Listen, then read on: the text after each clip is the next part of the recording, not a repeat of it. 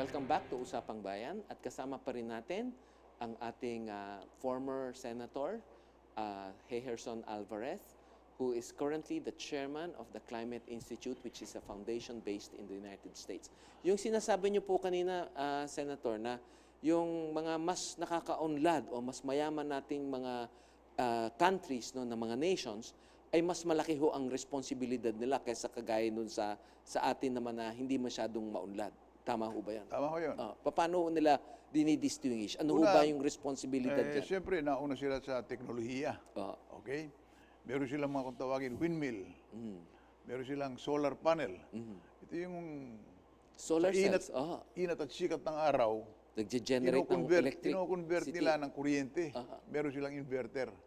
O di, nauna sila riyan, dapat sana i-share nila sa atin yung technology niyan. Kung maaari, bigay nila ng libre. Pero hindi, ibinibenta nila sa atin Yan ang mahirap.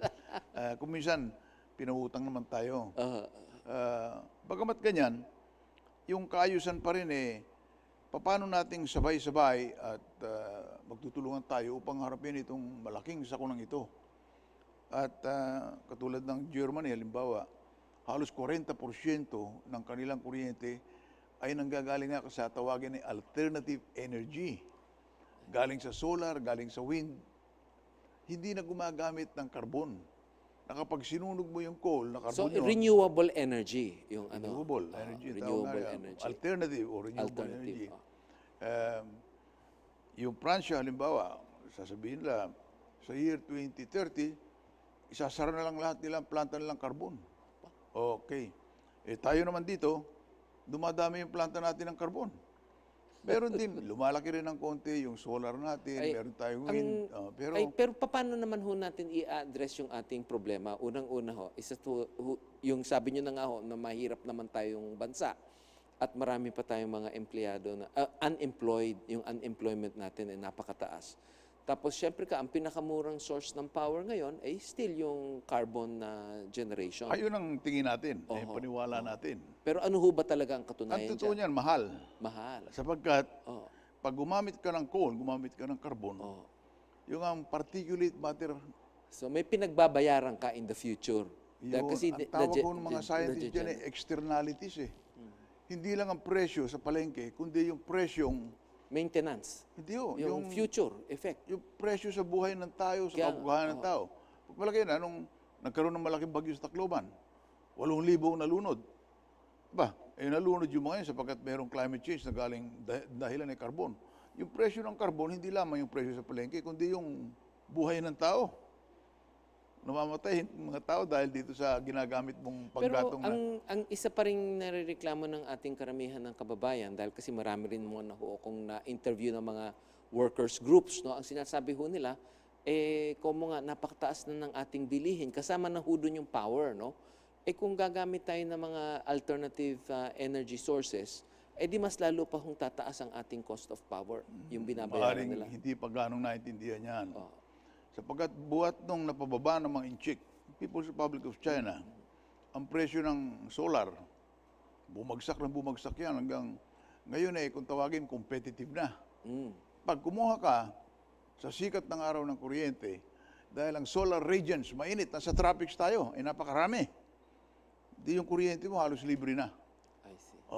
Kino-convert nung inverter. Bakit ho yung price na ipinapasa sa atin for using the alternative energy, renewable energy kagaya ng solar, dinadagdag pa nila sa ating bayarin sa per kilowatt ng ating power.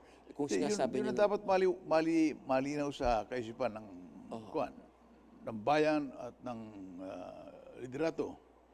Sapagkat mababa yung presyo ng sikat ng araw at matindi sikat ng araw rito sa atin, yung presyo ng sikat ng araw ay mura. Hindi mura. Libre yung araw kaya mura. Hindi na katulad ng coal na binibili.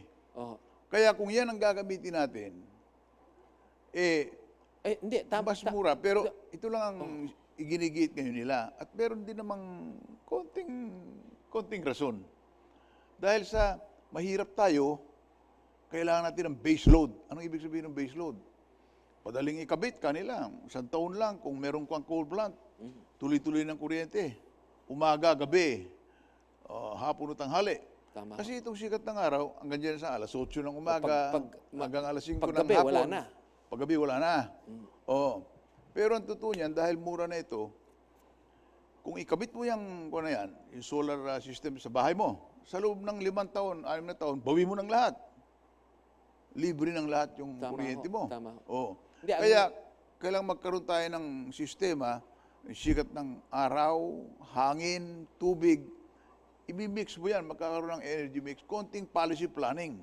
So dapat reviewin nila yung ginagawa nila ngayon, yung feed-in tariff rates na nadadagdagan because of the alternative energy components. So dapat palagay ko, kung kayo ay maibabalik sa gobyerno, maaari nyo pag-aralan yun, kung bakit naman nagkaganon, na sinasabi nyo na nga, na nagiging mas mura na yung ating solar, no? Competitive na siya. But in spite of that, it added at least, I think, 7.5 centavos per kilowatt hour to everybody's electric bill. Yung sinasabi niyo kasi, hindi ba kuryente alas 8 hanggang alas 5? Di sobra-sobra yun. Kung ipasok ko sa kanila yung sobra ko, ipasok ko sa sa mga nagdi-distribute na kumukuha sa gumagawa sila sa planta na kulang ginagamit. Di dapat may record yung ipinapasa ko sa kanila. Tama. At Net metering, yung net metering na sinasabi nila po. Gano'n, no.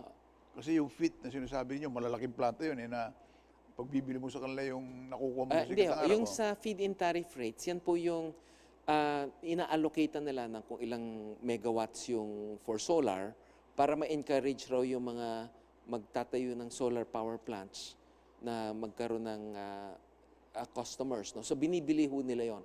Ang pagbili nila is at a higher rate than the current cost of power. So dadagdag sa ating electric bill. Right now, I think it is at 7.5 centavos, but I believe that it will increase pa almost double over the coming years. Pero, if you look at the field and the installation, there's more coal plant that's been installed. Yes. Siguro wala pa siguro 2% nung gagaling sa alternative natin. Yun Dapat sana, dahil sikat ng araw tayo, we're a tropical sunny country. Bumapalo na tayo ng katulad ng Costa Rica. Costa Rica, liit na bayan. Denmark, sa bagay, mga advanced countries to, scientifically, no? Norway siguro sa 2020, baka wala na silang coal plant dyan Manggagaling sa sikat ng araw, sa tubig, puro alternative. Sweden, ganun din. Kung nagagawa nila yan, pwede na nating siguro itulak through policy. Yung fit na sinasabi ninyo. Kung bibigyan natin ng incentive talaga para itong galing sa sikat ng araw, at saka hindi masyadong papaspasan itong pagtatayo ng coal. Sapagkat base load base load, 24 hours kanila, at saka, easy to Actually, install. wala naman problema yung gumamit ng alternative sources of energy. Ang karamihan na pinoproblema lang natin ay kung yan po ay competitive, bakit tumataas ang cost of power natin? Dahil kasi kung sana nga po kung pwede, dapat ibaba pa nga. Dahil kasi nga, as you say, libre na yung sikat ng araw Hindi. Kasi kung ikaw nagpapatakbo ng gobyerno, gusto mo yung GDP mo, tataas, di ba? Yung income, tataas. Yes, sir. Ngayon, marami pa sa ating mga kabahayan, marami sa ating mga barangay, wala pang ilaw. At saka, maraming mga industriyang itinatayo ngayon. Maski na industriya ng sapatos para makapagbenta tayo ng murang sapatos, At yung mga ating free trade zone, marami mga spare parts tayong ginagawa. Kailangan niya ng supply ng kuryente. Ang pinakamabilis, ngunit most destructive, yung fossil power. Kaya, isipin mo mabuti saan bang balanse nito. Alin ba ang dapat pigilin? Dapat nating unahin, siguro, yung pagtatayo ng mga alternative energy. Kahapon, halimbawa, meron akong kasama mga bishops sa Naga, magbi-meeting kami. Para lahat ng mga chapel, simbahan, mga bishops, 18 bishops yan, kakabitan nila ng solar alternative energy. O di, mababawas yun doon sa pinagbibili ng kuryente ng coal, ganyan. kukunin natin yung supply na ibinibigay nila galing sa coal, manggagaling sa sikat ng araw, darating yung panahon na lalaki yung alternative energy natin dahil kailangan tanggalin natin doon sa kasunduan in the year 2030, 70% ng ating polluting coal ang Power plant. mabawasan. Kung hindi, nagbibigay tayo ng pinsala sa buong daigdig. I see. Tayo Yun ho ang commitment natin. Yung if you firm up natin commitment, pero yun na ang kasunduang inayunan ni Presidente at pinirmahan ng Senado. O di parang ipatutupad ng batas yan. Ako naman ho, ang concern lang natin sa ating mga industriya at saka sa ating mga negosyo at lalong-lalo na sa ating mga mamamayan, gusto rin naman nila na magkaroon tayo ng alternative energy or renewable energy sources. Pero ang gusto lang rin ho nila mangyari, tayo ho ang pinakamataas ngayon sa ASEAN ng kuryente. Kung paano ho natin maipapababa yun. I guess that's another issue na kailangan natin talakayin na hindi nila pwedeng sabihin na como mas mataas ang cost of power ng solar. Palagay ko ngayon ho, sinasabi nyo tama na bumaba ang presyo ng solar. Ang gobyerno ho natin na nagbibigay ng pricing dyan ay dapat maintindihan nila na hindi na dapat pinipresyohan ng mas mataas yan. Dahil kasi yung presyo ng solar, let's say 2 or 3 years ago, iba na ho ang presyo ngayon. Dahil kasi naging mas mura ho ang mga panels, yung mga technology, naging mas advanced, yung efficiency nag-improve. Tama ho ba yun? Kung lahat ng tahanan, halimbawa, dahil hindi naman kailangan ng tahanan 24 oras ang kuryente niyan, di ba? Kailangan mo ng tanghali, hapon, gabi. Magkakaroon ng solar, lahat ng middle class, no? Yung mga katulad natin. Malaki mababawas dito sa grid, yung demand. Sa grid, yung grid demand. At siguro, darating ang panahon na yung mix, kailangan mix kasi Kasi intermittent kung tawagin ito. Kasi nasa araw paggabi, lang. wala tayong kuryente. Kung ma-develop din natin sa pamagitan ng encouragement through policy, through taxes, yung ibang alternative sources, galing sa tubig, galing sa hangin. Yung hydro na sinasabi nila, dahil kasi kahit gabi pwedeng umandar yung hydro. Ang marami hong nagsasuggest naman, pwede hong gamitin yung solar power during the time that there's sun, pero we can use the hydro instead of using batteries. Yun na ho ang gagawin natin battery. Yung nag-i-impound siya ng tubig, tapos pagka wala ho na hong solar, inira-run off niya yung water para mag-generate ng hydroelectric power po. Tama ho yan. Sapagkat yung hydro, wala namang oras yan. Habang may oras, tubig. kahit gabi yan, kahit walang... Pag kinapos tayo ng tubig at walang ulan, lang masama riyan. Dahil saan mo, alin ang unahin mo? Agrikultura, o kuryente sa bahay, o kaya... But the policy can address this problem.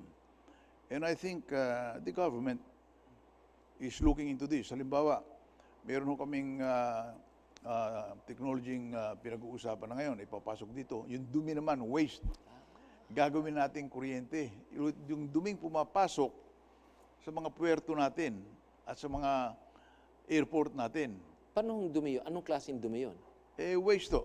Kaya ang mga organiko, hihiwalayin mo ho yan. I see. Pagkatapos, merong technology na yun magiging kuryente. Parang yung animal waste or human waste na gagawing methane and then converted into... Ayun, yung pig waste, yung mga tayong gano'n. Magbe-break ho ulit tayo ngayon.